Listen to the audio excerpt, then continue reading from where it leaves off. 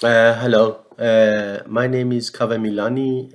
As a spokesperson for the Burn the Cage, Free the Bird Company in Europe, I want to express our support and solidarity with this program. In the context of current situation between the United States and Iran, and at the time when repression and imprisonment in Iran have intensified, this international solidarity is very important in bringing the voice of Iranian political prisoners to the international community. Today, this struggle is more urgent than ever.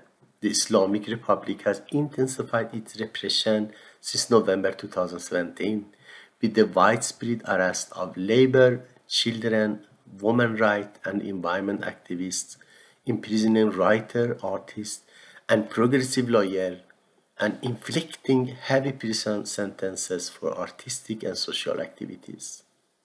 Hundreds of people are being punished, tortured, and even executed in Iranian prisons. We may have different languages and even live in different continents and countries, but all of these prisoners are our closest friends and acquaintances. Our united voice in the struggle against any form of torture, imprisonment, and repression of political, social, and civil activists and violence of the fascist Islamic Republic regime in Iran is a voice of solidarity and internationalism.